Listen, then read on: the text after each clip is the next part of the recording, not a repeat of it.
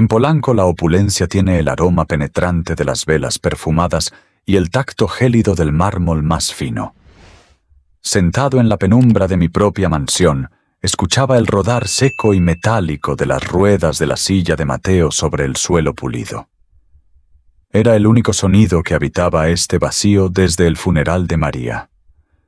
Todos los médicos, eminencias con títulos colgados en sus paredes, habían salido por esa misma puerta con un movimiento de cabeza cargado de desesperanza. Sin embargo, esta tarde, en medio del bullicio del Zócalo, donde el aire huele a maíz tostado y el polvo de la calle se pega a la piel, una niña descalza me detuvo. Ella no pidió dinero, simplemente se arrodilló, rozó con suavidad la mano inmóvil de Mateo y susurró con una voz que parecía venir de otra vida. Solo pido bailar una pieza con él, para que su corazón recuerde el ritmo.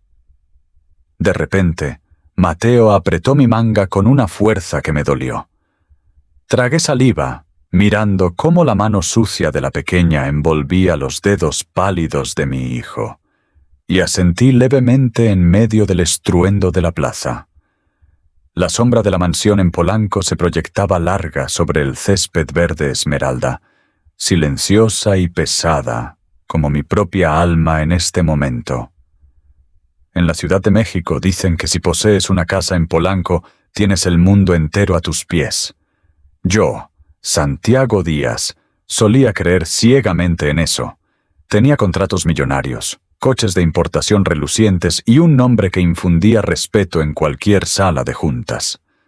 Pero al cruzar el portón de hierro forjado, con sus detalles intrincados, todo ese poder se desvanecía en la nada. Lo que me aguardaba no eran risas, sino un silencio que erizaba la piel. Me aflojé la corbata, sintiendo que era una soga que me había estado asfixiando durante todo el día en el mercado financiero.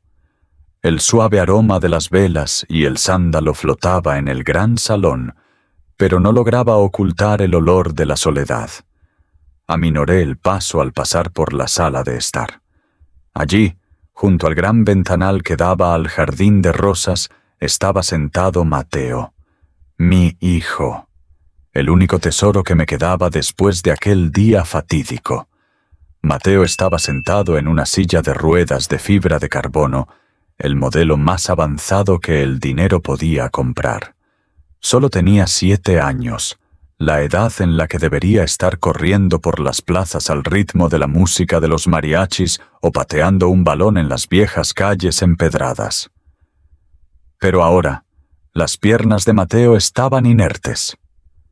Permanecía allí, pequeño y perdido en la suntuosidad de la habitación, con sus ojos marrones vacíos, clavados en los rosales que florecían con una ironía dolorosa. Mateo, papá ya está en casa, hijo, dije con suavidad, luchando para que mi voz no temblara. El niño no giró la cabeza, ni siquiera pestañeó.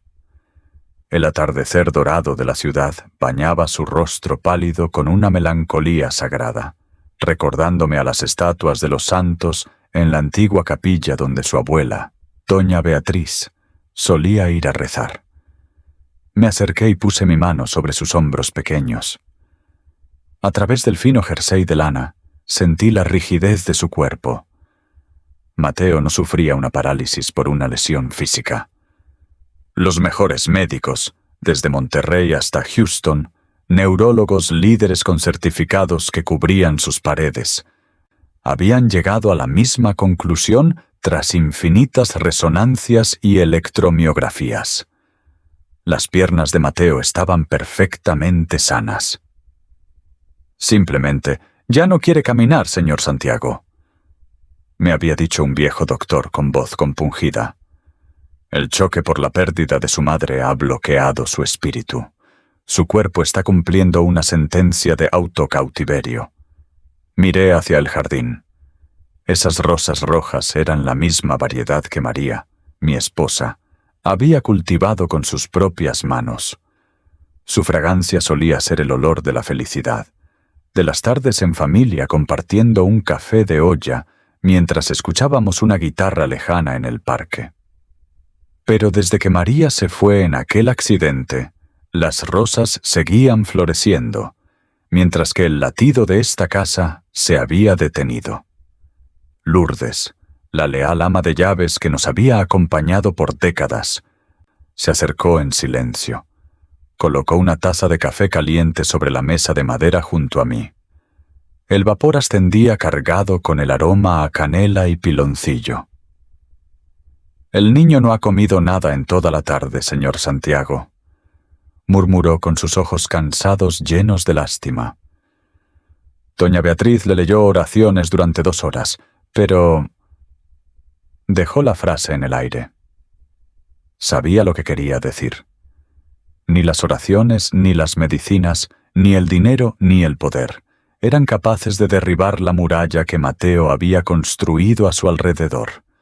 Miré las piernas delgadas de mi hijo, cubiertas por una manta ligera a pesar de que la tarde aún era cálida. Anhelaba ver un pequeño movimiento, un espasmo o incluso una lágrima. Pero Mateo solo guardaba silencio. Su mudez era una acusación silenciosa contra mí. El padre capaz de mover los hilos del mercado financiero, pero incapaz de levantar las piernas de su propio hijo. Me senté en el sillón de enfrente, observándolo en silencio. Fuera, las campanas de una iglesia lejana repicaban con un tono lúgubre y constante. En este país vivimos de la fe.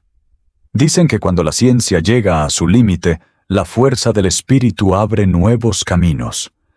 Pero después de un año golpeando las puertas de todos los hospitales, sentía que mi fe se agotaba como los restos de una vela en el altar de mi madre.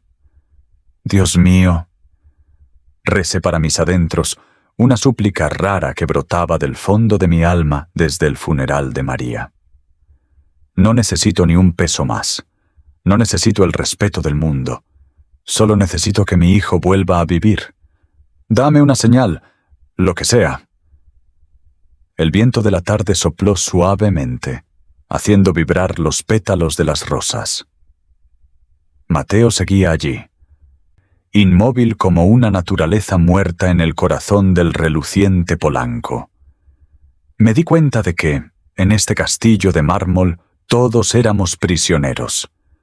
Yo estaba encarcelado en un éxito sin sentido, y Mateo en un dolor demasiado grande para su pequeño cuerpo. Esa noche permanecí despierto, escuchando mi propio latido mezclarse con el tic-tac del reloj antiguo.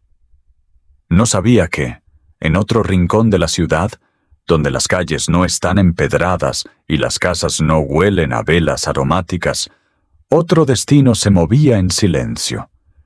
La señal que tanto había pedido estaba a punto de aparecer, no bajo la forma de un santo elevado, sino de una niña descalza, con una danza capaz de conmover hasta los corazones convertidos en piedra. El Zócalo, en una mañana de domingo, no es solo una plaza, es el aliento apasionado y caótico de toda la Ciudad de México. Las piedras antiguas de la Catedral Metropolitana se alzan imponentes, cargando con siglos de fe y los dolores mudos de civilizaciones desaparecidas. Bajo el mástil de la bandera gigante, las trompetas de los mariachis resuenan con alegría, mezclándose con el olor dulce de los churros recién hechos. Empujé la silla de Mateo a través de la multitud para llegar al área de invitados de la subasta benéfica. Este evento era otro de mis intentos desesperados. Donar a fondos médicos con la esperanza de que Dios notara mi sinceridad y le otorgara a Mateo un milagro. Pero Mateo, como siempre, era un oasis solitario en medio del mar de gente. Estaba allí sentado, con las manos sobre los muslos, mirando las piedras grises bajo sus pies. La música brillante y los vestidos coloridos de los bailarines folclóricos no lograban entrar en su mundo estático. Mi corazón se encogió al ver a otros niños corriendo alrededor, gritando y tropezando para volver a levantarse. Cada uno de sus pasos era una puñalada en mi impotencia. Santiago, qué bueno que viniste. Algunos socios se acercaron a saludar. Respondí mecánicamente, con la mente puesta en la nuca de Mateo. Estiré la manta sobre sus piernas, aunque el sol de México empezaba a quemar. En ese momento sentí un cambio en el ambiente. Una figura pequeña se separó de la multitud y se dirigió hacia nosotros. Era una niña. Tenía la misma edad que Mateo, o quizás un poco más. Su ropa estaba desgastada, manchada por el polvo de los barrios humildes, y sus pies descalzos estaban ennegrecidos por el lodo seco. Pero lo extraño era que no mostraba la actitud sumisa de quien pide limosna. Caminaba con una confianza asombrosa, con la espalda erguida y unos ojos que brillaban como las estrellas del campo. Fruncí el ceño, a punto de hacer una señal a los guardias de seguridad. En estos eventos, los niños de la calle suelen ser una molestia. Pero antes de que pudiera hablar, la niña se detuvo justo frente a la silla de Mateo. Se arrodilló. No para suplicar dinero, sino en una postura solemne, como quien se postra ante un altar sagrado. «Hola», dijo con suavidad. Su voz era clara, con un deje de las zonas rurales lejanas. Mateo no levantó la vista, pero noté que sus dedos se estremecieron ligeramente. Una reacción tan mínima que, si no fuera un padre que lo vigila cada segundo, no la habría percibido. La niña me miró. Su mirada me dejó atónito. No había miedo ante mi riqueza, ni la malicia de los niños de la calle. En esos ojos había una sabiduría profunda, una compasión mucho mayor que su edad. «Señor», dijo, y su voz resonó claramente a pesar de la música de los mariachis. «Yo sé por qué él no camina. La puerta de su corazón se ha cerrado, y sus piernas solo están esperando una melodía para abrirla». Sentí una chispa de irritación. Otra persona intentando aprovecharse de mi dolor. ¿Cuántos supuestos curanderos y hombres de Dios habían venido con promesas vanas a cambio de fajos de pesos? «Pequeña, ahora Kong es el momento», dije con severidad, tratando de no ser grosero frente a Mateo. «Estamos en algo muy importante», pero ella no se movió. Me miró fijamente, con una mirada tan profunda que me sentí como un niño atrapado haciendo algo malo. Luego se volvió hacia Mateo y puso su mano pequeña y áspera sobre la rodilla de mi hijo. «Déjame bailar tango con tu hijo, y haré que camine», exclamó, cada palabra sonando como una oración sagrada. Todo el espacio a mi alrededor pareció congelarse. ¿Bailar tango? ¿En medio del zócalo lleno de música folclórica mexicana? Era una petición tan extraña que resultaba ridícula. Pero en cuanto terminó de hablar, un pequeño milagro ocurrió ante mis ojos. Mateo levantó la cabeza. Mi hijo realmente levantó la vista. Sus ojos marrones, cerrados al mundo durante tanto tiempo, se encontraron con la mirada de la niña desconocida.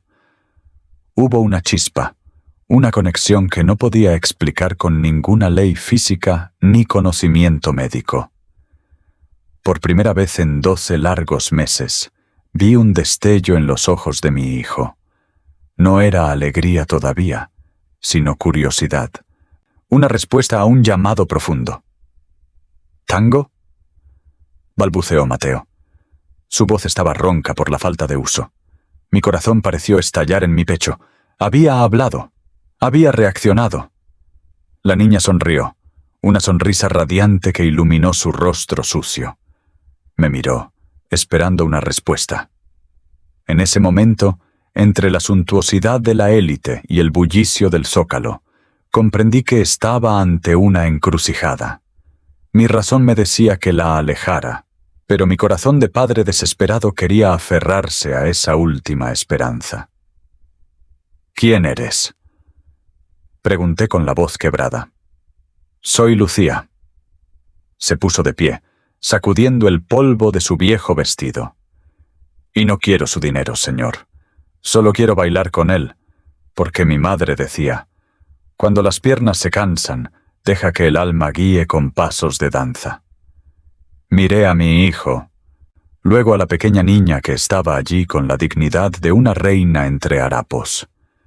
En el viento de la Ciudad de México, cargado con el olor al incienso de la catedral, escuché el susurro de una segunda oportunidad. «Está bien», dije sintiendo un despertar extraño en mi propia alma. «Ven a mi casa. Si logras que mi hijo sonría, tendrás todo lo que desees». Lucía negó con la cabeza, con sus ojos claros. «No quiero tenerlo todo, señor Santiago. Solo quiero que Mateo recupere sus piernas».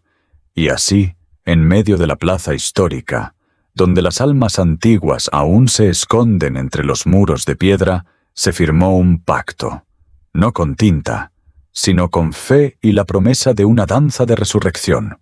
Mi brazo se había levantado a medias, listo para hacer la señal al guardaespaldas que vigilaba a unos metros.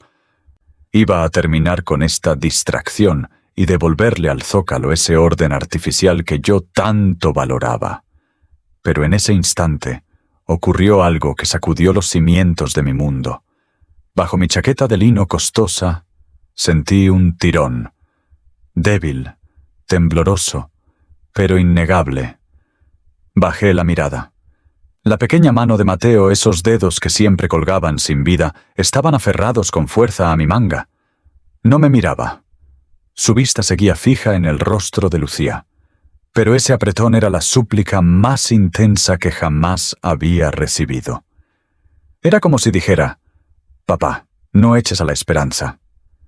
Me quedé helado. La irritación se desvaneció, reemplazada por una compasión abrumadora. Bajé el brazo, con la respiración agitada. «¿Dices que puedes ayudar a Mateo?», pregunté, bajando el tono de voz para que solo nosotros tres pudiéramos oírnos. Lucía no respondió con prisa. Miró la mano de Mateo sobre mi brazo y sonrió con una ternura propia de una hermana mayor. Se sentó directamente en las piedras de la plaza, sin importarle que su vestido roto se ensuciara más. Mi madre solía decir, señor Santiago. Comenzó a relatar con una voz pausada como un viejo bolero, que cada uno de nosotros nace con una melodía propia, pero a veces el dolor es tan grande que la música se interrumpe y las piernas olvidan el compás. Entorné los ojos. ¿Tu madre era médico? Lucía negó con la cabeza, sus ojos brillando con orgullo y una tristeza profunda. No, mi madre era una bailarina folclórica. En mi pueblo, cuando había fiesta, ella se ponía el vestido más amplio y bailaba los guapangos más alegres. Pero no bailaba solo por diversión. Decía, Lucía, el movimiento es nuestra forma de hablar con Dios. Cuando las palabras no bastan para cubrir el dolor, las manos que se alzan y los pies que golpean la tierra son la oración más sincera. Tocó suavemente la mano de Mateo, y esta vez él no se apartó. Mi madre usó la danza para salvar a madres que habían perdido a sus hijos, a ancianos que ya no querían despertar. Bailaba con ellos, guiándolos a través de los silencios del alma. Me enseñó que, si quieres que alguien camine, no solo mires sus piernas, sino baila con su corazón. Ese tango del que hablo, mi madre decía que es un diálogo entre dos almas, una guía y la otra confía. Escuché con un escalofrío recorriendo mi espalda. En México, creemos en lo sagrado que se oculta tras la realidad. La historia de Lucía no sonaba a estafa, olía a tierra madre, a valores tradicionales que los muros de concreto de Polanco me habían hecho olvidar. ¿Y dónde está tu madre ahora?, pregunté, esperando una buena respuesta. La luz en los ojos de Lucía se atenuó. Miró hacia la cúpula de la catedral. Desapareció una tarde de lluvia tras salvar a un amigo. Se fue siguiendo el llamado de las danzas en un lugar más lejano. Mi hermana Elena y yo esperamos mucho, pero no volvió. Antes de irse, me dejó sus zapatos de baile y esta enseñanza. Los usé para ayudar a Elena a caminar tras una enfermedad que la dejó débil. Ahora sé que debo ayudar a Mateo. Un silencio nos envolvió. El viento traía el aroma a incienso y el repique de las campanas anunciando la misa. Miré a Lucía, una niña que no tenía nada salvo un legado espiritual, y a Mateo, el niño que lo tenía todo pero se marchitaba en el silencio.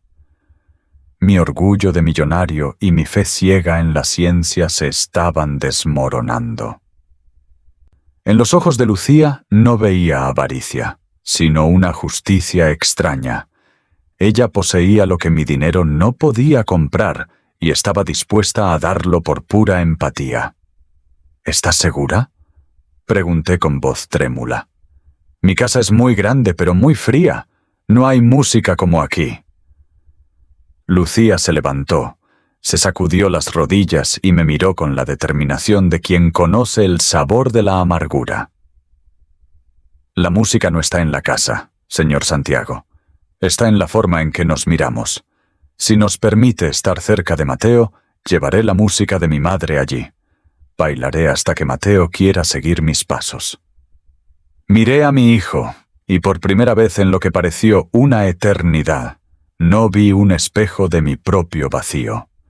Mateo seguía aferrado a mi ropa, sus nudillos blancos por el esfuerzo, y sus ojos, que durante un año entero habían sido pozos ciegos de desesperanza, ahora reflejaban una chispa minúscula, casi imperceptible, pero real. Una lágrima solitaria rodó por su mejilla pálida y se hundió en el lino de mi camisa. La sentí caliente, quemándome el pecho como un recordatorio de que la sangre todavía corría por sus venas. No era solo agua, era una señal de vida, un grito silencioso que rompía el dique de su apatía. «Está bien», dije, y mi propia voz me sonó extraña, imbuida de una fuerza nueva que no recordaba poseer. «Vamos, los llevaré a casa. Si esto es una oración que el destino me lanza, quiero cumplirla con ustedes». Acomodé las manos en las empuñaduras de la silla de ruedas de Mateo. Detrás de nosotros, la pequeña Lucía caminaba con los pies descalzos, sintiendo el calor acumulado en las piedras antiguas del Zócalo. Bajo ese sol plomizo de la Ciudad de México, nuestras sombras se proyectaban alargadas, retorciéndose sobre el suelo que ha visto caer imperios y levantarse esperanzas. No sabía qué demonios traería el futuro, ni cómo explicaría esto a mi círculo social, pero por primera vez desde el funeral de María, sentí que no caminaba solo en esa oscuridad espesa que se había vuelto mi hogar.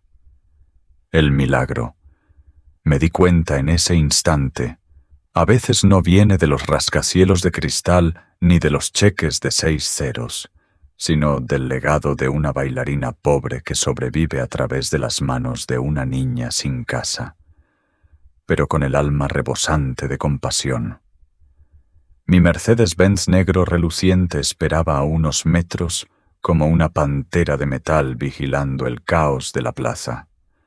Al abrir la puerta, el olor a cuero fino, ese aroma a éxito y estatus que tanto me había costado conseguir, nos envolvió. Subimos a Mateo con cuidado. Dentro del habitáculo, con el aire acondicionado filtrando el ruido y el smog de la ciudad, la presencia de las hermanas Lucía y Elena parecía una ruptura violenta de la realidad. Eran 2 manchas de color y polvo en medio de mi perfección aséptica. Arranqué el motor. El coche avanzaba con una suavidad insultante por las avenidas que conectan el centro histórico con la exclusividad de Polanco. Miré por el espejo retrovisor, tratando de descifrar qué pasaba por sus mentes. Elena, la mayor, que no debía tener más de 10 años, estaba encogida en un rincón del asiento trasero. Tenía las manos delgadas entrelazadas con tanta fuerza que sus dedos parecían sarmientos. Su mirada era una mezcla de alerta y ansiedad, la expresión de quien espera un golpe en cualquier momento. En cambio, Lucía, mi pequeña bailarina, tenía el rostro pegado al cristal de la ventanilla. Sus ojos se abrían de par en par, maravillada por los edificios altos de Paseo de la Reforma, las fuentes iluminadas y las tiendas que exhibían lujos que ella probablemente ni siquiera sabía que existían. En el cuero crema de los asientos, las manchas de polvo y el lodo seco de sus ropas quedaron marcados como cicatrices. Sorprendentemente, no sentí esa irritación neurótica que suelo tener por la limpieza de mis cosas. Por primera vez, esas manchas no eran suciedad. Olían a vida, a un mundo mucho más real y vibrante que la burbuja perfecta y asfixiante en la que me había encerrado voluntariamente. Cuando el enorme portón de hierro forjado de la mansión se abrió con un gemido electrónico, un silencio solemne nos recibió. Mi casa se alzaba ante nosotros, majestuosa y soberbia como un museo europeo trasplantado a suelo mexicano, pero fría, terriblemente fría, como una tumba de mármol de Carrara. Aparqué frente a la escalinata principal. «Ya llegamos», dije suavemente, bajando del coche para cargar a Mateo en brazos. Lourdes, mi ama de llaves, ya nos esperaba en la entrada principal, con el delantal impecable y las manos cruzadas sobre el vientre. Se quedó atónita, petrificada, al verme llegar no solo con Mateo, sino con dos niñas desaliñadas que parecían haber salido de un cuento de Dickens situado en la colonia Morelos. El perfume intenso de los nardos, esas flores blancas que María tanto amaba y que siempre ordenaba colocar en el vestíbulo, llenaba el aire de la entrada. Ese aroma dulce y pesado chocaba violentamente con el olor a sol, a calle y a pobreza que emanaba de las niñas. Era un contraste radical, casi agresivo, como si alguien hubiera salpicado gotas de tinta negra sobre un lienzo de óleo impecable que acababa de ser terminado. «Señor Santiago, ¿quiénes son ellas?», balbuceó Lourdes, y su voz pasó rápidamente de la sorpresa más absoluta a una lástima profunda al ver los pies negros y descalzos de Lucía sobre el mármol pulido que ella misma enceraba cada mañana. «Son Lucía y Elena. Se quedarán con nosotros por un tiempo», respondí de manera escueta, mientras sentaba con cuidado a Mateo en su silla de ruedas que nos esperaba en el hall. Toda la mansión pareció contener el aliento. El aire se volvió más denso. Desde la parte superior de la escalera principal, sentí una presencia gélida que me erizó los vellos de la nuca. Mi madre, doña Beatriz, estaba allí plantada, desgranando con lentitud las cuentas de su rosario de plata. Sus ojos, afilados por décadas de protocolo y alcurnia, se entrecerraron con una mezcla de sospecha y juicio implacable. No dijo una sola palabra, pero su sombra, proyectada de forma imponente sobre los escalones, funcionaba como una advertencia silenciosa contra esta intrusión de lo impropio en su dominio sagrado. Pero lo que realmente captó mi atención, lo que hizo que el mundo exterior desapareciera, fue Mateo. Mi hijo seguía en su silencio habitual, pero algo en su arquitectura interna se había movido. Sus ojos, que antes estaban siempre fijos en el vacío o perdidos en las sombras de los rincones, ahora se movían con una agilidad que me cortó la respiración. Estaba siguiendo a Lucía. Ella no se quedó quieta, intimidada por la opulencia. Con la curiosidad natural de quien no tiene nada que perder, Lucía comenzó a caminar por el gran salón. Sus pequeños pies dejaban huellas tenues sobre el suelo brillante. Se acercó a las estatuas de bronce, rozándolas con las yemas de los dedos, y miró hacia arriba, hacia las lámparas de cristal de roca que colgaban del techo como estalactitas de luz. Cada paso que Lucía daba, cada pequeño roce de su mano con los objetos caros, rompía el silencio asfixiante y sagrado de la casa. Era como si estuviera despertando a los fantasmas que habitaban en las paredes.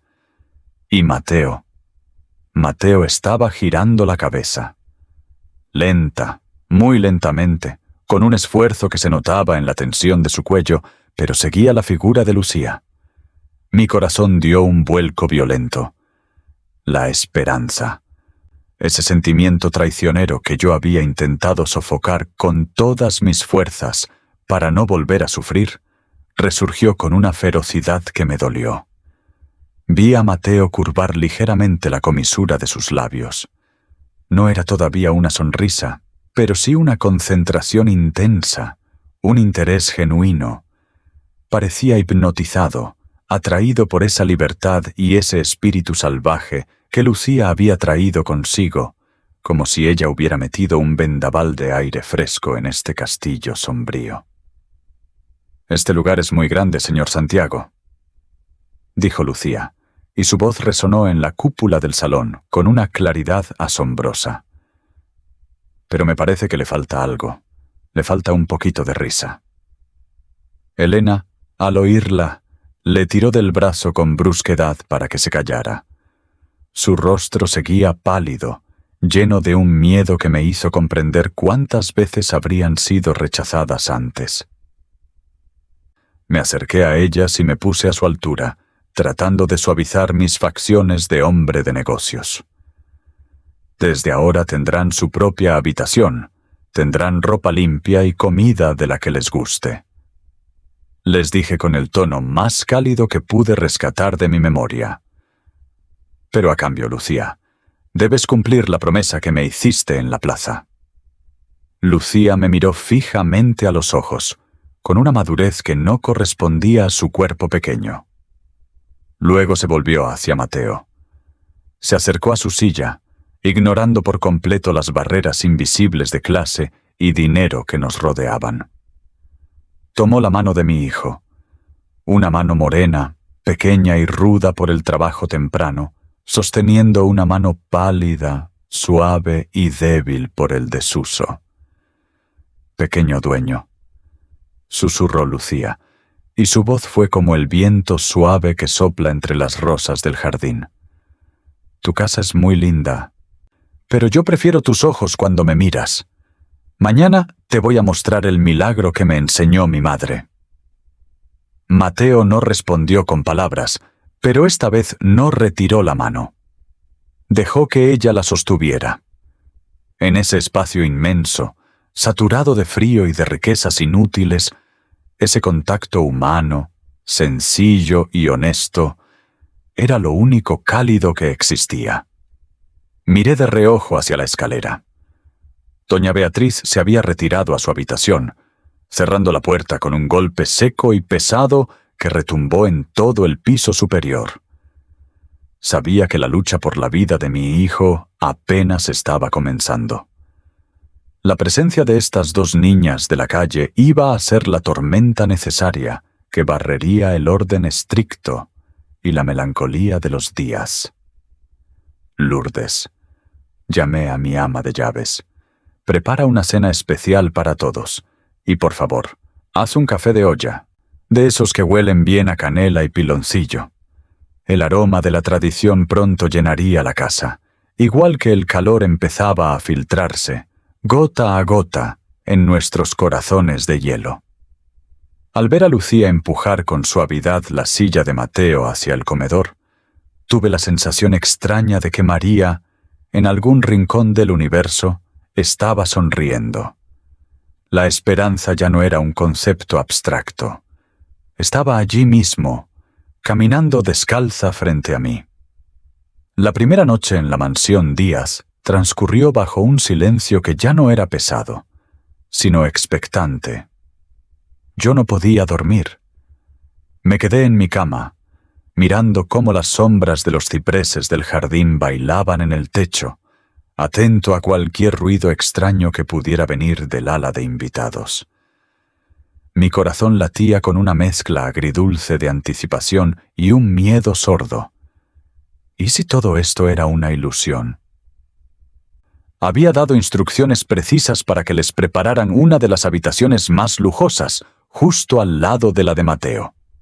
Era un cuarto que María había decorado ella misma años atrás, con cortinas de seda color crema que caían como cascadas, suelos de madera de roble que brillaban como el ámbar, y una cama enorme, con un colchón de última generación y un edredón de plumas de ganso importado de Italia. Pensé, con la ingenuidad típica de quien siempre lo ha tenido todo, que después de pasar quién sabe cuántas noches tiritando en las aceras frías del Zócalo, una cama tan mullida sería el regalo más grande que podría ofrecerles. Pero la vida, esa maestra implacable, rara vez sigue la lógica de los que tienen la cartera llena. A la mañana siguiente, cuando los primeros rayos de luz empezaban a disipar la neblina que suele cubrir Polanco al amanecer, me levanté y salí al pasillo por inercia. Mis pies, casi por voluntad propia, me llevaron hasta la puerta de la habitación de las niñas. Llamé con suavidad, con los nudillos apenas rozando la madera, pero no obtuve respuesta alguna. Un miedo súbito, un pinchazo de angustia en el estómago me invadió. ¿Se habrían escapado? ¿Habrían sentido que este lugar no era para ellas y se habrían marchado en mitad de la noche? Empujé la puerta muy despacio. La escena que encontré me dejó petrificado, con la mano todavía en el pomo de la puerta. La enorme cama de plumas, con sus sábanas de algodón egipcio de 1000 hilos, estaba impecable. Las almohadas bordadas reposaban en su sitio, sin una sola arruga, frías y perfectas bajo la luz plateada de la mañana. Nadie había tocado ese monumento al confort. Sin embargo, las dueñas de la habitación estaban allí. En el suelo de madera, justo al pie de la cama, encontré 2 figuras diminutas. Lucía y Elena dormían abrazadas, coquetas y vulnerables, sobre la pequeña alfombra de lana que apenas cubría 1 metro cuadrado. Estaban acurrucadas la una contra la otra, como 2 gatitos que buscan calor en una tormenta, usando sus propias chaquetas viejas y desgastadas como mantas. Sus rostros, incluso en el sueño, reflejaban un cansancio histórico, pero se las veía extrañamente en paz. Me acerqué con pasos de gato, tratando de no hacer el menor ruido para no romper ese momento de fragilidad. Al verlas allí, tiradas en el suelo en medio de tanta opulencia innecesaria, sentí un nudo que me apretaba la garganta hasta el punto de doler. Comprendí, con una bofetada de realidad, lo idiota que había sido. Había creído que el dinero y el lujo podían borrar las cicatrices de la calle en una sola noche. Me equivoqué de medio a medio. «¿Señor Santiago?» La voz de Lucía me sacó de mis pensamientos. Había abierto los ojos y se había incorporado de golpe, con la mirada asustada de quien ha pasado gran parte de su vida siendo perseguido o ignorado.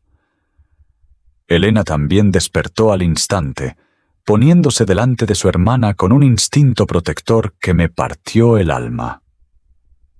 Lo siento de veras», murmuró Lucía, y sus mejillas se tiñeron de un rojo encendido por la vergüenza.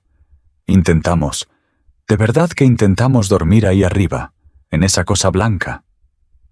Me senté en un sillón cercano, tratando de que mi lenguaje corporal fuera lo más relajado y amable posible. «¿Por qué bajaron al suelo, Lucía? ¿No estaban cómodas?» Lucía miró la cama lujosa con una desconfianza casi cómica y se estremeció ligeramente. Es Es demasiado blanda, señor Santiago. Uno se acuesta y siente que se va para abajo, como si estuviéramos flotando en medio de las nubes o en un charco de lodo. Sentí que esa cama me iba a tragar, que me iba a dejar sin aire. No podíamos respirar allá arriba. El suelo nos es familiar. Está duro, está firme, y me dice exactamente dónde estoy parada. Aquí no hay engaños. Sus palabras fueron como un balde de agua helada sobre mi orgullo de millonario. Me di cuenta de que la distancia que nos separaba no eran los millones de pesos en mis cuentas bancarias, sino un abismo insalvable de percepciones y hábitos de supervivencia. Lo que para mí era el summum del confort, para ellas era una inestabilidad amenazante, un vacío que les robaba la sensación de seguridad. La pobreza no es solo la falta de comida, es algo que se graba en el tuétano, en la forma en que el cuerpo siente el espacio y el descanso. Soy yo quien debe pedirles disculpas. Dije en voz baja, estirando la mano para acariciar con ternura el cabello revuelto de Lucía. Se me olvidó que todo en esta vida requiere un tiempo para ser aprendido. En ese momento vi un movimiento en el umbral de la puerta. Mateo estaba allí, en su silla de ruedas, observando la escena desde la penumbra del pasillo. Miraba a las niñas en el suelo con una fijeza inusual. Por primera vez en un año, vi algo parecido a la empatía en sus ojos. Quizás él también, a su manera, se sentía como ellas. Un extraño habitando un cuerpo y una casa que ya no reconocía como propios. Lourdes está preparando el desayuno, les dije levantándome. Hay pan de dulce, conchas recién horneadas y chocolate caliente espumoso. Vayan a lavarse y bajen a comer. No se preocupen por la cama. Desde hoy mismo le pediré a Lourdes que les ponga un colchón mucho más firme en el suelo, hasta que ustedes se sientan listas para flotar en las nubes. Lucía me regaló una sonrisa tímida, la primera sonrisa real que le veía. Al salir de la habitación, empujando la silla de Mateo por el largo pasillo alfombrado, comprendí una lección fundamental que ningún máster en finanzas me habría enseñado jamás. Para sanar a alguien, no puedes imponerle tu propia definición de felicidad. Tienes que aprender a arrodillarte con ellos en el suelo, mirar el mundo desde su altura y aceptar que la paz, a veces, no reside en lo exquisito, sino en lo más sencillo y tosco que nos rodea. El aroma del chocolate caliente empezó a subir por las escaleras, mezclándose con el olor a madera vieja y cera de la mansión. Un nuevo día comenzaba en Polanco, pero esta vez el aire ya no se sentía tan viciado. Estábamos empezando a aprender a confiar, paso a paso, desde el suelo hacia arriba. Aquel desayuno fue el primer acto de una obra que ninguno de nosotros sabía cómo terminaría. Sentados a la gran mesa de comedor, bajo la mirada todavía escéptica de doña Beatriz, el sonido de las cucharas chocando contra las tazas de cerámica rompió el último velo de tristeza. Lucía comía con una delicadeza sorprendente, mientras Elena vigilaba cada movimiento a su alrededor como un animal herido que empieza a sanar. Mateo bebió su chocolate con las dos manos, observando a Lucía por encima del borde de la taza. No hablaban, pero había una comunicación silenciosa fluyendo entre ellos, una frecuencia de radio que los adultos ya habíamos olvidado sintonizar. Después de desayunar, llevé a Mateo al jardín de rosas. Lucía nos siguió, moviéndose con esa gracia natural que parecía haber heredado de su madre. El aire de la mañana estaba fresco, cargado con el olor de la tierra mojada por el riego. «Hoy es el día», dijo Lucía, deteniéndose frente a la silla de Mateo. «Hoy vamos a empezar a recordar el ritmo». Se puso a bailar allí mismo, sin música, solo con el sonido de los pájaros y el susurro del viento entre los nardos. Sus pies, todavía descalzos pero ahora limpios, se movían con una precisión quirúrgica sobre el césped. Mateo la miraba, y vi cómo sus dedos, apoyados en el reposabrazos de la silla, empezaban a tamborilear siguiendo el compás invisible de Lucía. En ese rincón de Polanco, el tiempo pareció detenerse. La rigidez de mi madre, la frialdad de los muros y el dolor de la pérdida de María empezaron a fundirse ante la calidez de esa danza improvisada. Era el comienzo de algo más grande que nosotros mismos. Era la prueba viviente de que, a veces, el alma necesita bajar al suelo para aprender a caminar de nuevo hacia el cielo. El aroma a chocolate empezó a flotar, mezclándose con el olor a madera antigua de la mansión. Un nuevo día comenzaba, no con un milagro deslumbrante, sino con una comprensión silenciosa entre almas que aprendían a confiar.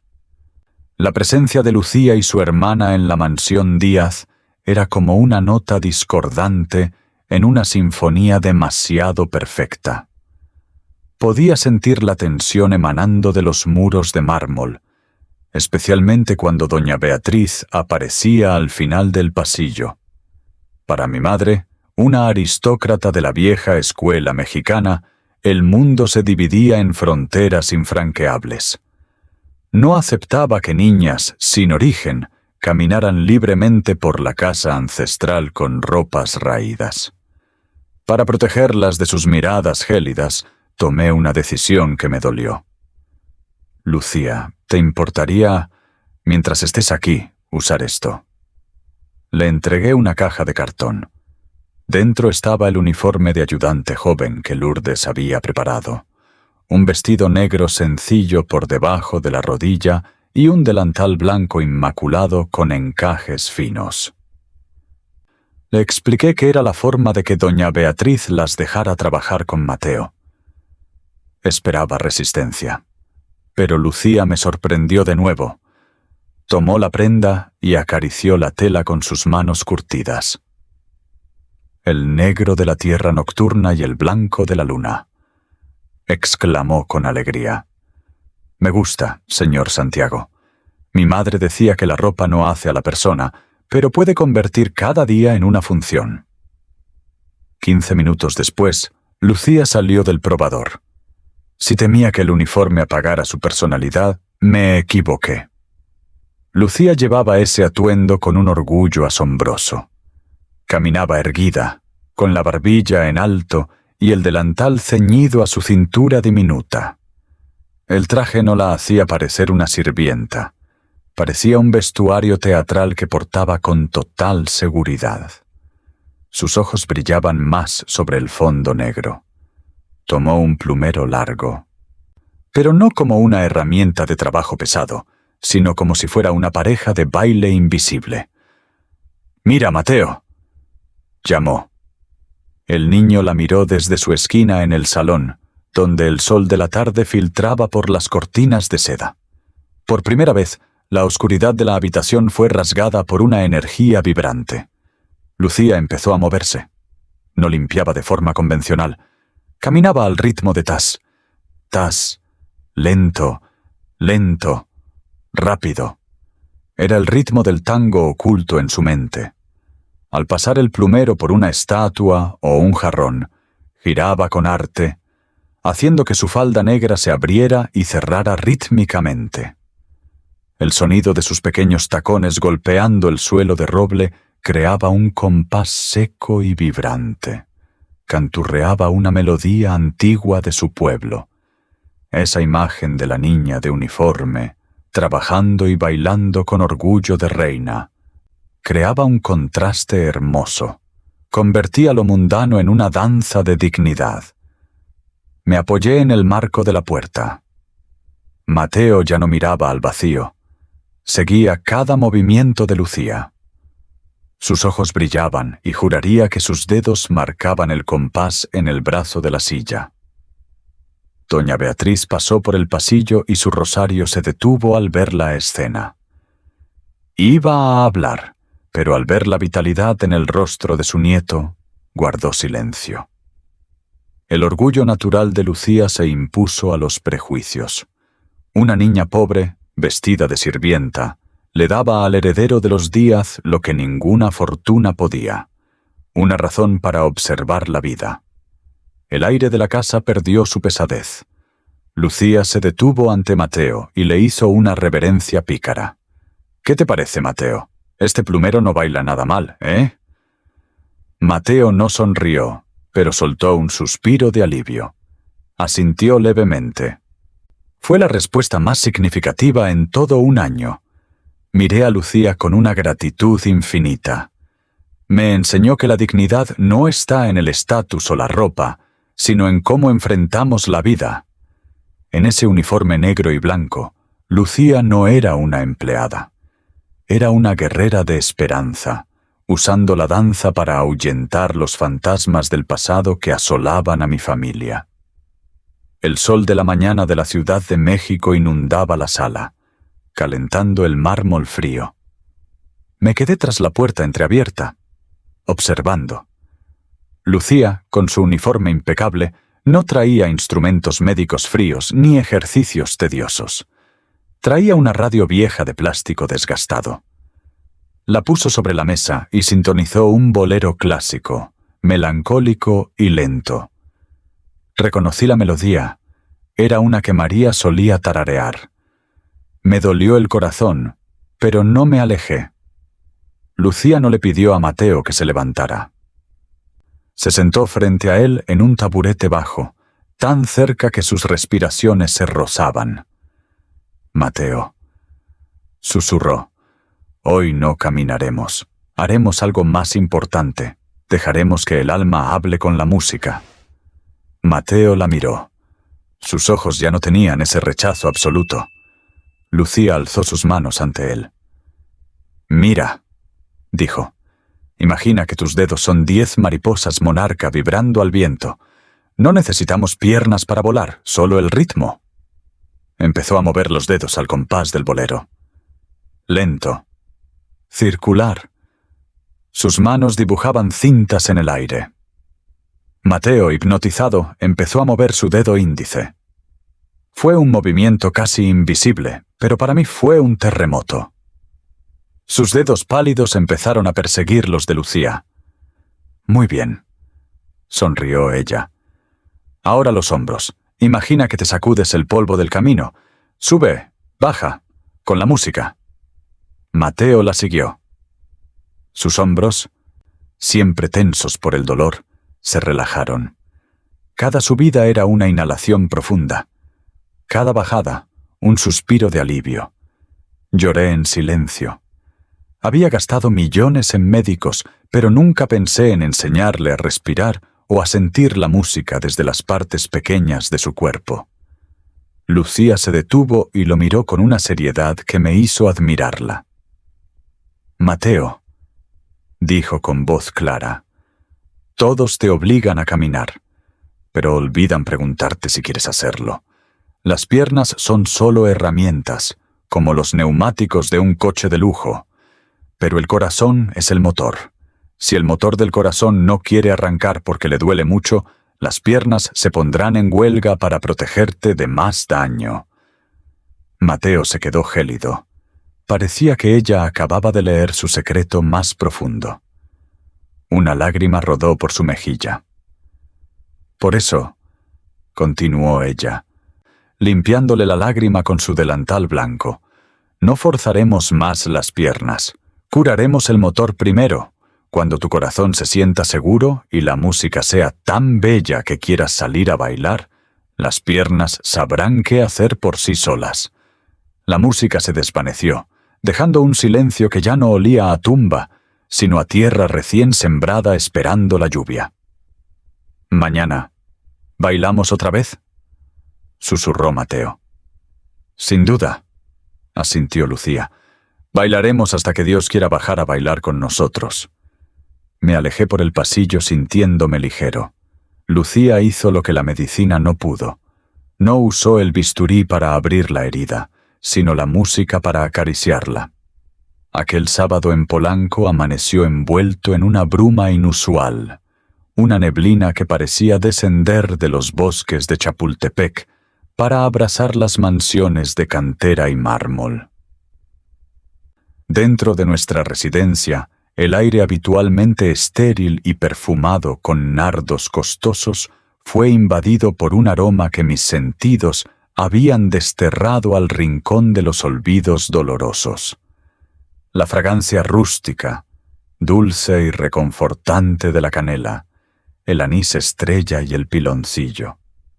Bajé las escaleras lentamente, con el eco de mis propios pasos resonando en la inmensidad del vestíbulo.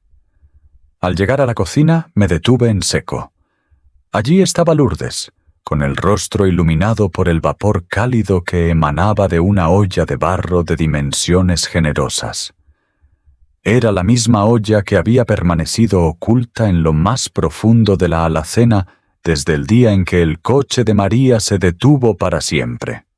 El vapor no solo traía calor, traía fragmentos de una época en la que la palabra familia no era un concepto roto, sino una realidad palpable y completa. «Hoy me atreví a sacarla, señor Santiago», dijo Lourdes, y noté un brillo de complicidad y esperanza en sus ojos cansados. Pensé que a los niños les haría bien, y que a usted también le recordaría otros tiempos. En la mesa del comedor, Lucía y Elena estaban sentadas frente a Mateo. Las dos hermanas, rescatadas de la intemperie del zócalo, lucían transformadas. Sus cabellos negros estaban meticulosamente peinados en trenzas apretadas, y sus rostros, antes curtidos por el polvo y la desconfianza, brillaban por la limpieza del jabón y una timidez nueva. Mateo, mi pequeño Baubat, tesoro, observaba la olla con una curiosidad que no le veía desde hacía meses. Sus ojos ya no estaban fijos en el vacío, sino que seguían el rastro del humo dulce. —¿Cuál es eso, Mateo? —preguntó Lucía, cerrando los ojos e inhalando con una profundidad que parecía querer llenar su alma entera. —Huele exactamente como las mañanas de mi pueblo, allá donde la sierra se junta con el cielo. Huele a cuando la niebla besa los campos de maíz y mi madre encendía el leño seco de encino. Es el sabor del consuelo, Mateo. Es el sabor de saber que no estás solo. Lourdes comenzó a servir el café en tazas de barro rojo, cuyas superficies porosas absorbían el calor. El aroma, tan terrenal y honesto, parecía borrar por un instante la frialdad de las estatuas de bronce y los cuadros abstractos que decoraban mi hogar. Fue en ese momento de paz frágil cuando la armonía se quebró.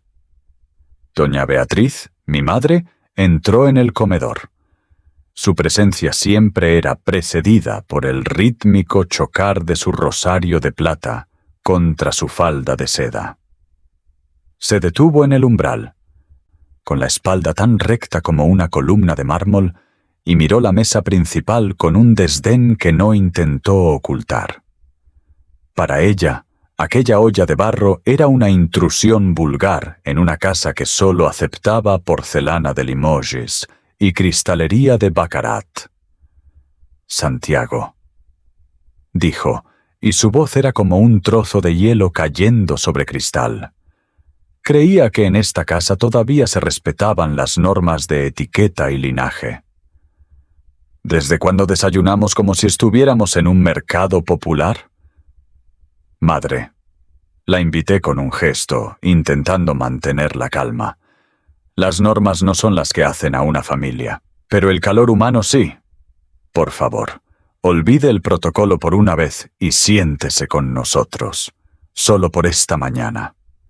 Quizás fue el hechizo nostálgico de la canela, o quizás una chispa de curiosidad maternal, pero Beatriz, tras un suspiro cargado de sacrificio, tomó asiento. El silencio que siguió fue denso y expectante. Lourdes colocó una de las tazas de barro frente a Mateo. Por instinto me incliné para ayudarlo. Sus manos, pálidas y delgadas por la inactividad, apenas parecían tener fuerza para sostener su propia existencia. Pero Lucía me detuvo con una mirada intensa, una mirada que contenía la sabiduría de los siglos. «¿Oyes al café, Mateo?», susurró la niña, acercando su rostro al del niño. «No solo es bebida, es una voz que te dice, tómame, yo calentaré tus manos y despertaré tu sangre. Puedes hacerlo solo, Mateo, no le tengas miedo al calor. El calor no es dolor, es solo un abrazo que quiere entrar en ti». Mateo clavó su mirada en la taza roja. El vapor acariciaba su mentón. Vi cómo sus dedos, esos dedos que yo había dado por perdidos, se extendían lentamente sobre el mantel. Agarré los brazos de mi silla con una fuerza que me hizo doler los nudillos. Mateo tocó la cerámica caliente y retiró la mano de un salto, asustado por la sensación térmica. Pero Lucía no se movió, solo siguió mirándolo con una sonrisa tranquila. Él volvió a intentarlo. Una vez. 2 veces. Y entonces, frente a los ojos incrédulos de mi madre y los míos, Mateo abrazó la taza roja con ambas manos, sin mi ayuda, sin el soporte de Lourdes. Con un esfuerzo titánico que hizo que una vena se marcara en su frente, llevó la taza a sus labios. Vi cómo el orgullo, una luz purísima y dorada, se encendía en sus pupilas. «Está dulce», susurró él. Sentí que algo se rompía dentro de mi pecho, un dique de hielo que se derretía instantáneamente. Lloré sobre mi propio café, sin importarme la compostura. Mi madre se quedó estupefacta. Su rosario se detuvo en mitad de una cuenta. Estaba viendo a su nieto, a quien ella consideraba una muñeca de porcelana rota, actuar por su propia voluntad impulsado por un deseo tan simple como beber café. Aquel aroma rústico había borrado las fronteras entre el millonario y los pobres, entre la abuela severa y los niños de la calle. «Lo hiciste solo, Mateo, lo lograste tú solo», celebró Lucía con una risa que iluminó la habitación. En ese momento comprendí mi gran fracaso como padre. Había construido un fuerte inmenso para proteger a mi hijo, pero en mi afán de seguridad había olvidado calentarlo. La pobreza material de Lucía nos había traído una riqueza espiritual que ningún fondo de inversión podría igualar. La justicia social no son estadísticas de gobierno, es este instante exacto de compartir una mesa, un aroma y un café de olla. «Mañana», dijo Mateo con una voz que, por primera vez en un año, sonaba clara y decidida. «Quiero bailar de nuevo con Lucía». La mansión Díaz ya no era una tumba decorada. Estaba empezando a ser un hogar donde la canela y el amor tejían una red para sanar cicatrices que creímos eternas. Sin embargo, el calor del café aún estaba en nuestras lenguas cuando doña Beatriz decidió recuperar el control de su mundo de cristal. Sus ojos se clavaron en Lucía con el desprecio de quien ve en el orden de las clases sociales una religión divina. «Santiago», dijo con esa autoridad que solía doblegar a cualquiera, «me quedé callada cuando trajiste a estas chamacas de la nada. Soporté que corrieran por mis pasillos, pero... ¿sentarlas a la mesa? Estás insultando el linaje de los Díaz, y lo que es peor, estás manchando la memoria de María. Ella jamás habría permitido esta promiscuidad de clases». «Madre, deténgase», dije con firmeza. María amaba la vida en todas sus formas. Y Lucía es quien está devolviendo la chispa a los ojos de su nieto. Para mí, ella es mi invitada de honor. ¿Invitada?, se mofó Beatriz, soltando una risa seca. «No seas ingenuo, Santiago. Es una niña de la calle, una criatura de los barrios bajos. Estas personas son como los camaleones. Usan la lástima para colarse en las casas grandes. Y luego... Se volvió hacia Lucía con una mirada inquisidora. Dime, chamaca, ¿qué es lo que llevas en los bolsillos de ese delantal? ¿Qué cositas te has guardado ya cuando crees que nadie te mira? Madre, ya basta. Grité golpeando la mesa. Pero Lucía, con una dignidad que dejó a mi madre sin palabras, se puso de pie lentamente. No había rastro de ira en su rostro, solo una tristeza profunda y una calma inquietante. Señora, dijo Lucía con voz suave pero firme, no tengo bolsillos en este delantal porque no necesito guardar nada que no me pertenezca. Y tampoco tengo bolsillos en mi corazón para guardar cosas que no sean mías. Si usted cree que el oro hace a la gente, es que nunca ha visto bailar a las estrellas en el cielo de la noche. Aquella tarde, el destino nos tenía preparada una prueba de fuego. El silencio de la siesta fue desgarrado por un estruendo metálico y el sonido agudo de cristal hecho pedazos. Corrí hacia el salón principal, con el corazón martilleando en mis oídos. En el centro de la estancia, el jarrón de porcelana de Sèvres, una pieza única que María había traído de Francia y que consideraba su tesoro más preciado, estaba esparcido por el suelo en 1000 fragmentos azules y blancos. Doña Beatriz estaba allí, de pie junto a la consola de madera, señalando a Lucía con un dedo que temblaba de furia. «La atrapé, Santiago», gritó con un triunfo amargo. La vi merodeando cerca de la estantería, con esos ojos de urraca. En cuanto me vio entrar, se puso nerviosa y tiró el jarrón. Seguro que su plan era robarlo para venderlo en algún mercado de pulgas y repartir el botín con su gente. «Yo no lo rompí, señor Santiago», dijo Lucía, mirándome directamente a los ojos, sin pestañear. Estaba limpiando el polvo en la esquina, tal como me pidió Lourdes. El jarrón se suicidó cuando la señora entró gritando y cerró la puerta con tanta fuerza que hasta las lámparas vibraron. Mentirosa y cínica. Doña Beatriz la señaló con un dedo acusador y una mirada cargada de desprecio, pero me interpuse en su camino, agarrándola de la muñeca. Miré los restos del Sèvres. Cada fragmento era un pedazo de María que se desvanecía ante mis ojos. El dolor de la pérdida, siempre latente, me nubló el juicio por un segundo. Miré a Lucía con una duda que me avergonzó incluso antes de expresarla. En este mundo de apariencias, la sospecha es el lenguaje por defecto. «Lucía», pregunté con la voz ahogada por la angustia, ¿de verdad no tuviste nada que ver? Vi la decepción cruzando el rostro de la niña como una nube negra sobre un campo de trigo. No era el miedo a ser castigada lo que le dolía, sino la fractura de la confianza que habíamos empezado a construir. Aquella pregunta mía fue un puñal en su lealtad. «¿Usted tampoco me cree, señor Santiago?», susurró ella, y fue la primera vez que vi sus ojos humedecerse.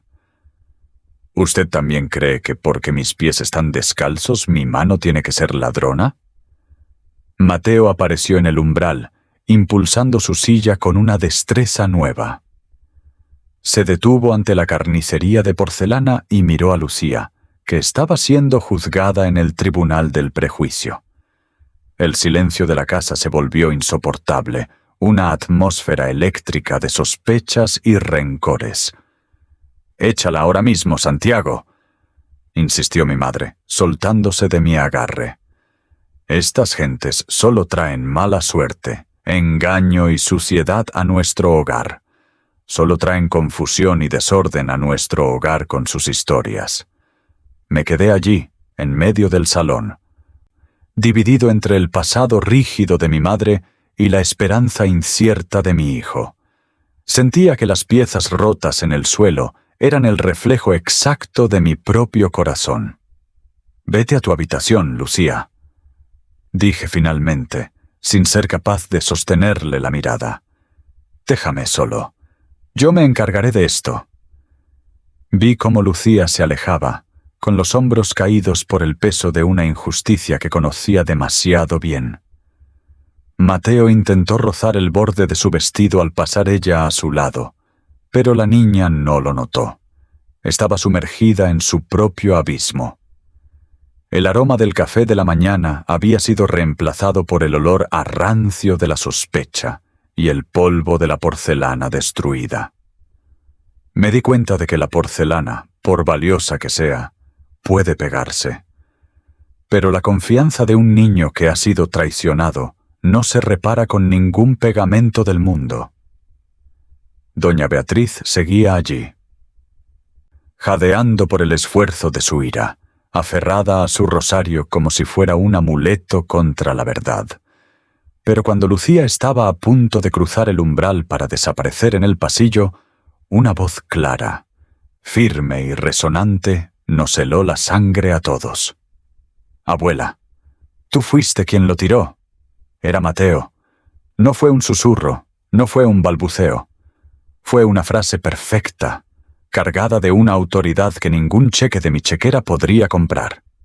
Te vi entrar furiosa porque querías regañar a Lucía», continuó mi hijo, y sus palabras eran como dardos de verdad disparados contra la mentira.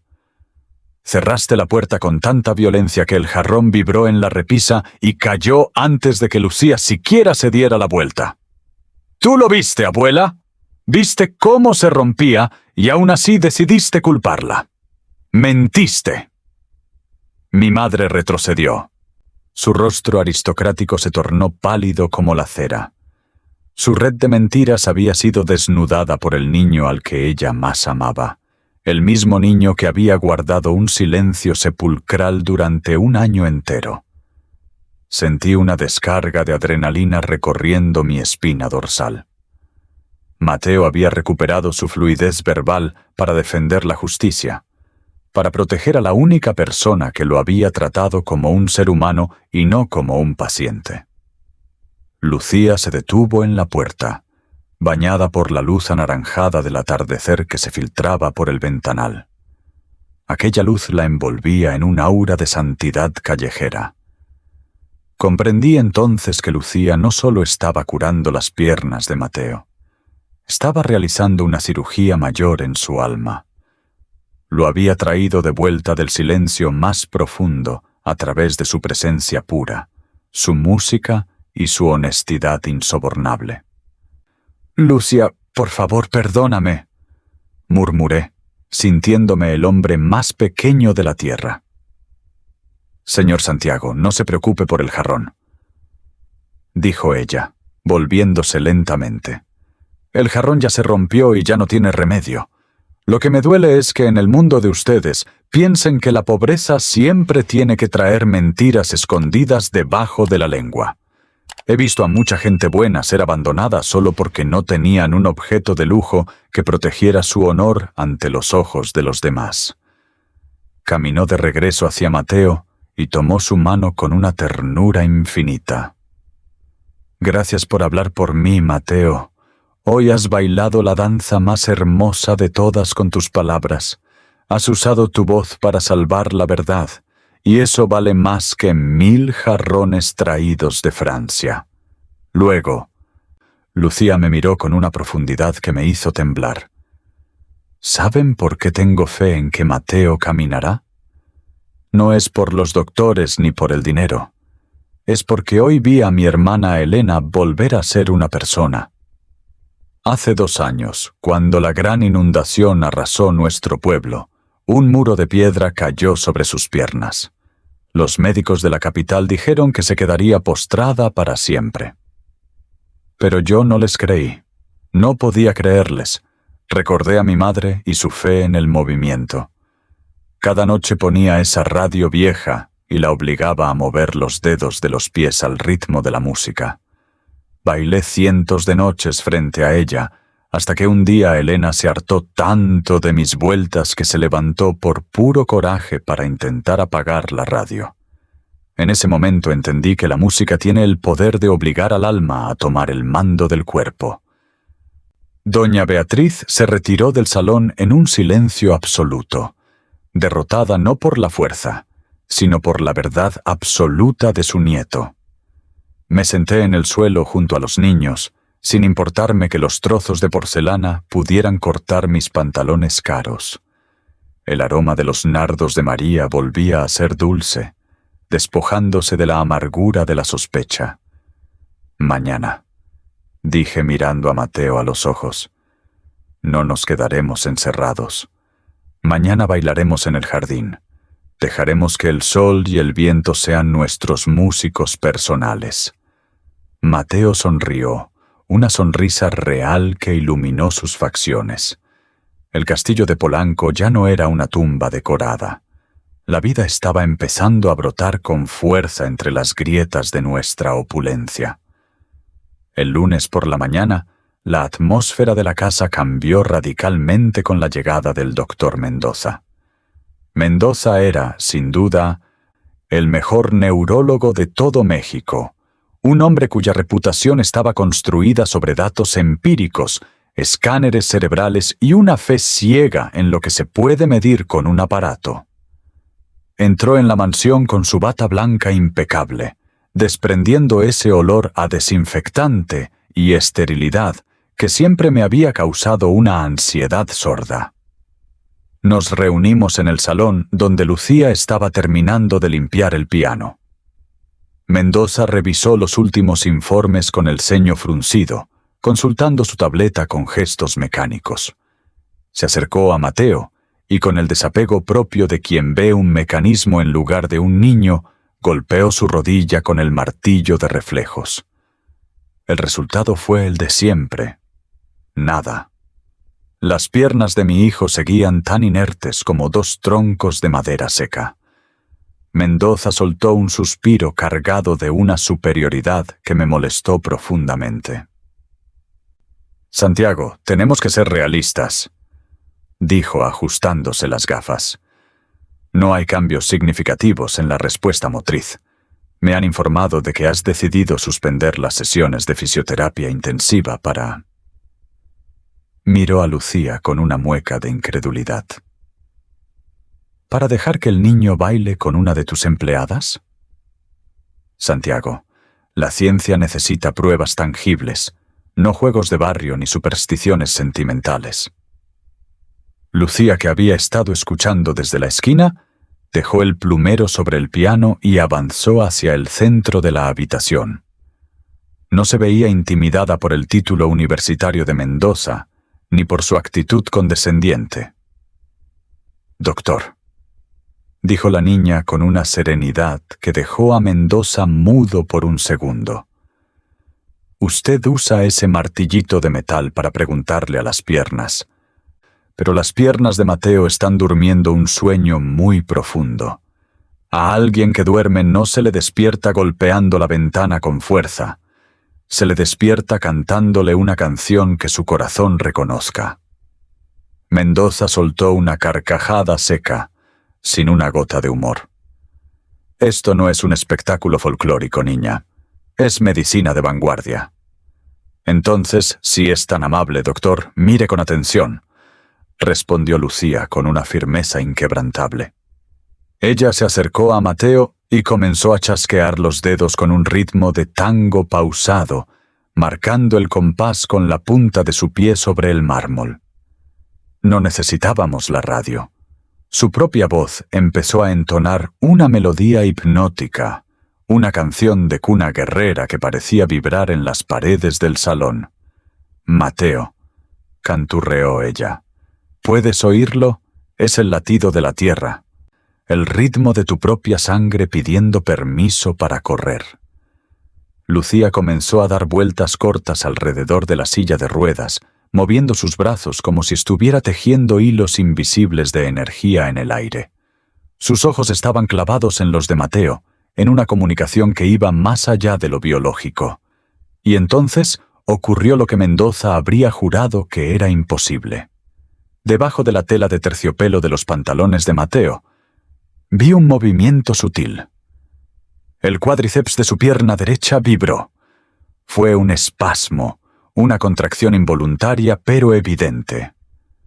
Cuando Lucía golpeó el suelo con su talón en el último acorde de su danza improvisada, el pie derecho de Mateo se elevó casi 1 centímetro del reposapiés de la silla. Mendoza dejó caer su martillo de reflejos al suelo. El sonido del metal contra el mármol fue el único eco en la sala. El doctor se arrodilló rápidamente, con los ojos desorbitados, y puso sus manos expertas sobre los músculos de Mateo. «¡Hazlo de nuevo!», ordenó con una voz que ya no era superior, sino que temblaba de una curiosidad científica febril. Lucía repitió el ritmo, y el músculo respondió una vez más. Las fibras nerviosas estaban enviando señales. La conexión, que la ciencia de Mendoza había declarado muerta, estaba siendo reconectada por una frecuencia emocional que ningún escáner podía detectar. Mendoza se puso de pie lentamente, limpiándose el sudor de la frente con un pañuelo.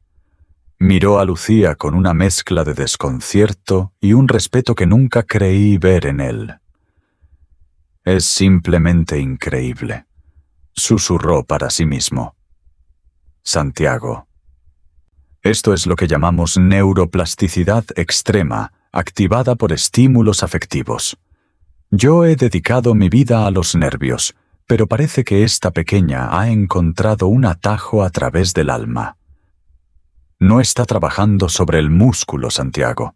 Está trabajando sobre el sistema límbico, el centro de las emociones del cerebro, y desde ahí está obligando al sistema motor a reaccionar». Se volvió hacia Lucía, con una humildad que le honraba. «Tú no eres una sirvienta pequeña. Eres una terapeuta nata, una chamana del movimiento. Has logrado en unos días lo que mis máquinas y mis medicinas de miles de dólares no pudieron conseguir en un año». Sentí que un calor inmenso inundaba mi pecho. La ciencia más avanzada de México se estaba rindiendo ante el poder del amor y la sabiduría ancestral de una niña que no tenía zapatos, pero que cargaba con la música del universo en sus manos. «Entonces, doctor», pregunté con la voz rota por la esperanza, «¿podrá Mateo volver a caminar?».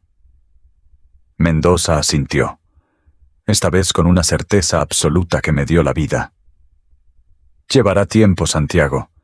Habrá caídas y habrá días difíciles, pero el camino que estaba bloqueado ahora está abierto de par en par.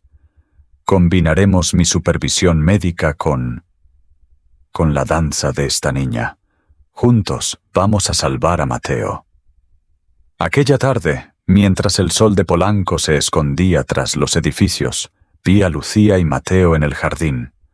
Ella lo llevaba de la mano, y aunque él todavía estaba en la silla, sus pies se movían al ritmo del viento. Comprendí que la verdadera medicina no siempre viene en frascos de farmacia. A veces viene en forma de una canción compartida y un baile que se niega a aceptar el no como respuesta. La redención de la familia Díaz acababa de empezar, y el primer paso no lo daría la ciencia, sino un tango bailado en el silencio de una mansión que por fin estaba despertando. Empezó a chasquear los dedos con un ritmo de tango hipnótico. No necesitaba radio. Su voz creaba la magia. Empezó a bailar pasos cortos alrededor de la silla. «Mateo, ¿oyes? El latido de la tierra». Ocurrió lo increíble. Los ojos de Mateo brillaron y sus muslos vibraron bajo el terciopelo del pantalón. Hubo una contracción muscular clara. Cuando Lucía golpeó el suelo con su tacón en el último acorde, el pie derecho de Mateo se elevó 1 centímetro. Mendoza dejó caer su pluma. Se arrodilló para tocar los músculos de Mateo. «¡Hazlo de nuevo!», ordenó. Ocurrió otra vez. Las fibras musculares respondían a la melodía. No era un paso completo, pero era la conexión reconectada por el ritmo. Mendoza se quitó las gafas, atónito. «¡Es increíble!», susurró. «Santiago, esto es neuroplasticidad, pero suele tardar miles de horas de fisioterapia. Esta niña encontró un atajo. No actuó sobre el músculo, sino sobre el sistema límbico, el centro emocional del cerebro. La emoción de la música obligó al cerebro a buscar nuevas rutas neuronales. Miró a Lucía con humildad. No eres una sirvienta, niña. Eres una maestra de terapia sin títulos. Lograste encender esa chispa emocional que complementa perfectamente todo nuestro tratamiento médico. La ciencia y el amor se unieron para encontrar una salida donde antes solo había sombras. La sabiduría no solo está en las universidades, sino en el legado de los pobres y la compasión de una niña de la calle. Entonces, ¿caminará? Pregunté. Llevará tiempo, pero el camino está abierto. Combinaremos mi medicina y su danza. Salvaremos a Mateo. Aquella tarde, el cielo de México se puso plomizo. Una mujer delgada, con un rebozo descolorido y ojos cansados, apareció en el portón. Era Guadalupe. Me hundí al verla. No vengo por dinero. Sollozó arrodillada en el salón de mármol. Solo quiero ver a mis hijas una vez. Le pedí que esperara en el salón pequeño. Me contó sus años de oscuridad. Tras la muerte de su esposo, la depresión y las duras pruebas de la vida y la desesperanza la consumieron por completo. Huyó creyendo que sin ella sus hijas estarían mejor. Pero cada noche soñaba con la música de su madre bailarina. Lucía y Elena aparecieron en la puerta. Lucía de uniforme, Elena temblando. Guadalupe no se atrevió a tocarlas. Solo retrocedió llorando al verlas tan bien cuidadas. Comprendí que tenía una decisión difícil: proteger la paz o permitir la reconciliación. Miré a Mateo, quien asintió con empatía. «Señora Guadalupe», dije, «no recuperará lo perdido con lágrimas, pero aquí creemos en la resurrección. No las obligaré a perdonar, pero no cerraré la puerta». Lucía se quitó el delantal blanco y lo puso sobre los hombros de su madre. «Música, mamá. Olvidaste la música, dejaste de bailar y por eso te perdiste». El llanto de Guadalupe resonó en la mansión. Comprendí que la redención es una danza dolorosa que debía aprender de nuevo desde el principio. Diseñé el estudio de danza Almendra tras ver a Mateo reaccionar al ritmo. Guadalupe estaba ante mí en mi despacho. El silencio en mi despacho era denso, cargado con el aroma de los libros viejos y el eco de las decisiones que cambian destinos. Miré fijamente a Guadalupe. Ella no se atrevía a sostener mi mirada, con sus manos entrelazadas con fuerza, como si tratara de sujetar los fragmentos de su propia vida. «Señora», dije con una voz que intentaba ser firme pero justa, «no le daré dinero para que se vaya, ni pretenda que la dejaré aquí como una invitada de honor. Eso sería lo más fácil, pero no le devolvería el respeto de Elena ni sanaría las grietas del pasado. Usted no va a vivir de la caridad. Usted va a trabajar en el nuevo estudio de danza Almendra, ese espacio que estamos levantando para niños que, como Mateo, han sufrido traumas profundos. Pero escúcheme bien, no entrará como la madre de Lucía, sino como personal de limpieza». Vi a Elena dar un paso atrás, con los ojos bien abiertos por el asombro. Guadalupe levantó la cabeza, y por primera vez vi un destello de algo que no era solo dolor. Limpiará el polvo de cada rincón, lavará las toallas con las que esos niños se secarán el sudor del esfuerzo y cuidará las plantas que adornarán el camino de aquellos que vienen buscando una esperanza que el mundo les negó. Será su penitencia en el trabajo.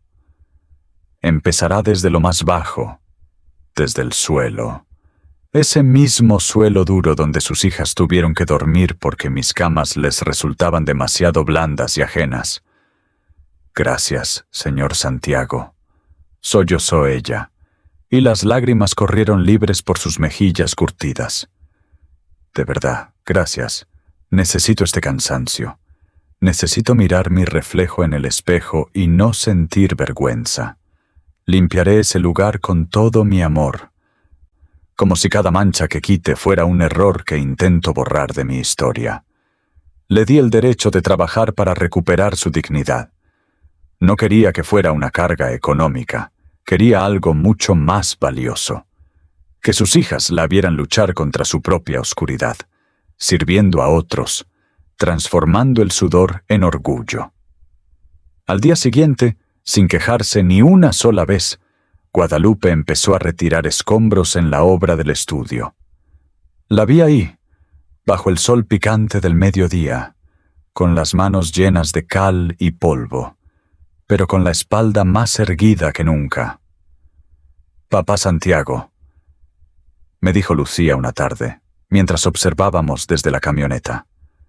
¿No crees que es un poquito cruel hacerla trabajar así, entre los ladrillos y la tierra? Lucía, mírame, le respondí, poniéndole una mano en el hombro. Tú misma le enseñaste a Mateo que las piernas solo se mueven cuando el corazón tiene un motivo para latir. Tu madre necesita sentir ese cansancio físico, ese agotamiento que te hace valorar el descanso, para saber que está viva de verdad. Servir a los demás es la medicina más potente para sanar el egoísmo que a veces trae el dolor. Lucía guardó silencio por un momento, reflexionando. Luego sonrió con esa sabiduría que no le corresponde a su edad y bajó con una botella de agua fría para llevársela a su madre. «Que quede bien limpio todo, mamá», le gritó con alegría, «porque mañana mismo voy a bailar el primer tango aquí con Mateo». La redención de Guadalupe comenzó en ese suelo de cemento y polvo. Cada mancha que goteaba, cada rincón que dejaba impecable, era como un ladrillo de confianza que volvía a colocar en los cimientos de su familia. Días después, el cielo de Polanco se tiñó de un azul turquesa impresionante, de esos que solo se ven tras una lluvia purificadora. El aire estaba fresco, y en el jardín que María tanto había amado, las rosas vibraban con una intensidad casi mágica. Mateo y Lucía estaban ahí, en su rincón favorito. Ella canturreaba una melodía suave, moviendo las manos con la gracia de quien dirige una orquesta invisible, guiando los ojos de Mateo. Mateo estaba ahí, sentado en su silla, pero ya no parecía una estatua de mármol. Su postura era recta, su mirada estaba atenta, llena de una salud que empezaba a brotar desde adentro. De pronto, un destello naranja cruzó el aire. Una mariposa monarca.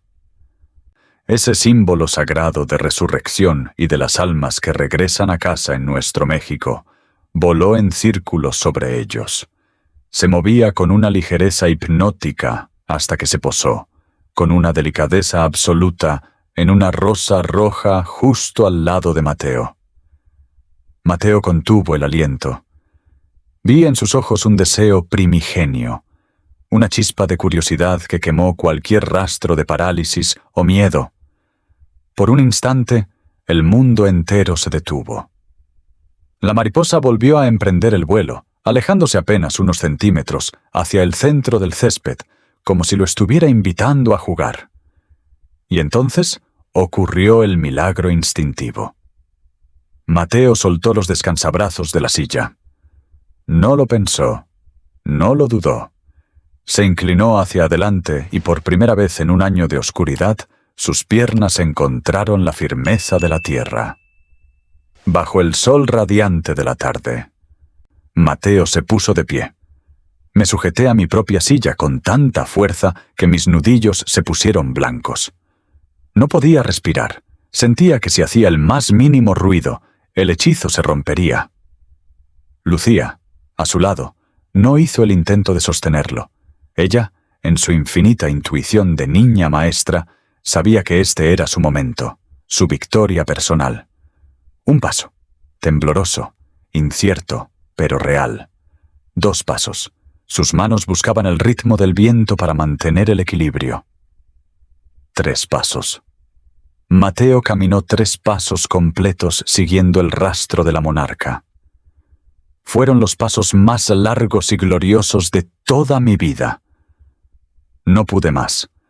Me desplomé de rodillas en el césped que María había sembrado y lloré con un llanto que me limpió el alma, agradeciendo a Dios con cada fibra de mi ser. «Papá, mira, papá, estoy de pie», dijo Mateo, y su voz era música celestial. Lucía corrió hacia él y lo abrazó por la espalda, y ahí, en medio del jardín, los 2 niños rieron y lloraron al mismo tiempo. Comprendí que el verdadero legado de Lucía no había sido enseñarle a bailar, sino devolverle la fe en lo imposible. Ella nos enseñó que cuando el amor es lo suficientemente fuerte como para borrar el miedo, el cuerpo siempre encuentra el camino de regreso a la libertad. María parecía sonreír desde cada pétalo de rosa. Era un milagro completo. Esperanza y resurrección en 3 pasos y un par de alas de naranja. Meses más tarde, las luces del gran teatro del centro de la ciudad brillaban con una intensidad especial sobre el terciopelo rojo de las butacas. Se celebraba la gala benéfica de la Fundación Almendra, y el ambiente estaba cargado de una electricidad expectante.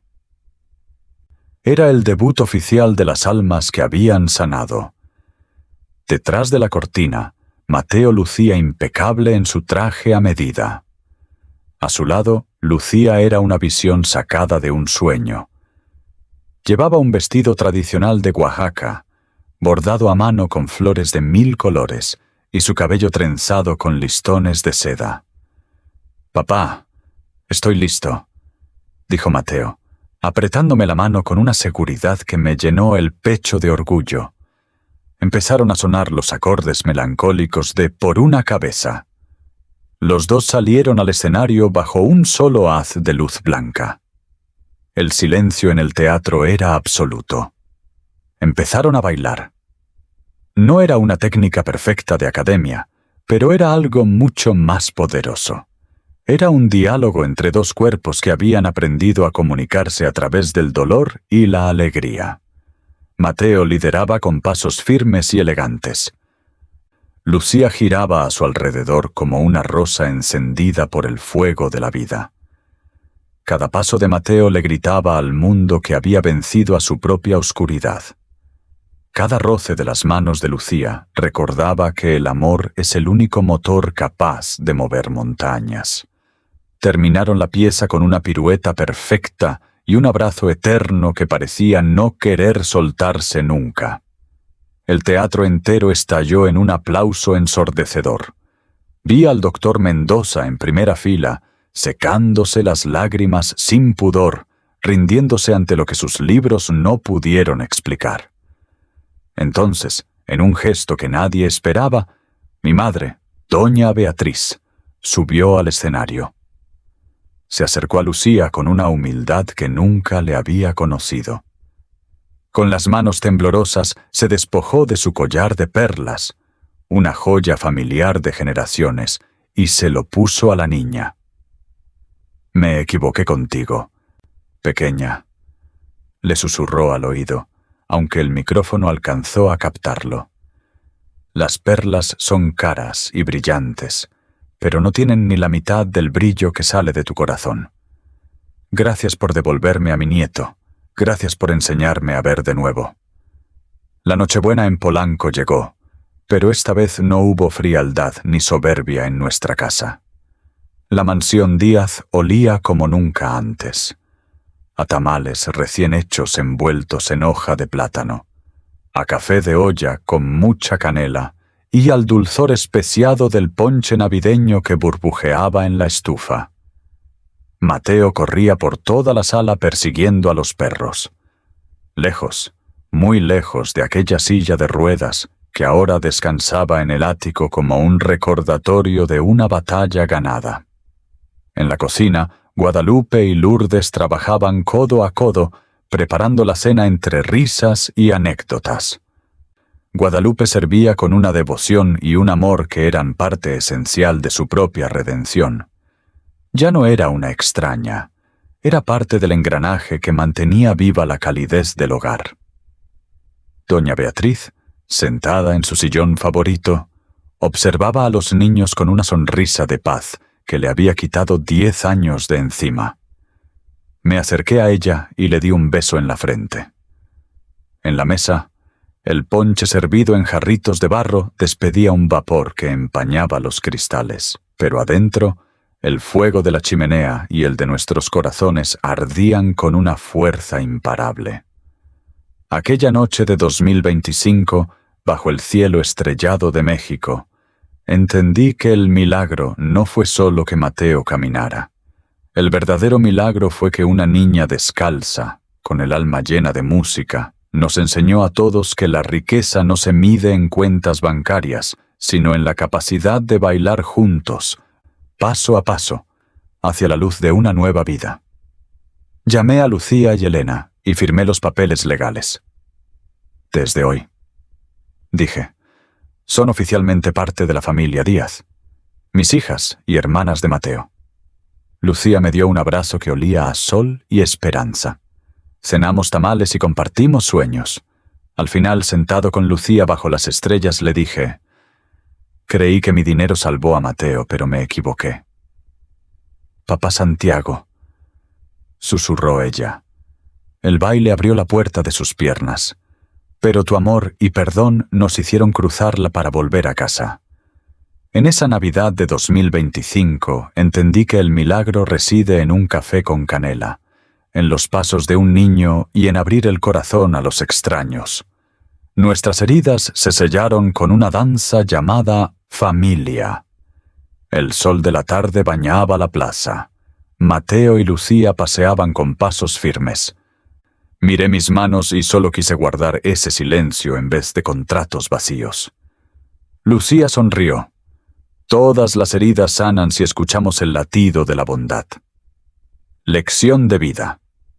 El milagro no viene del dinero, sino de la humildad y la responsabilidad familiar.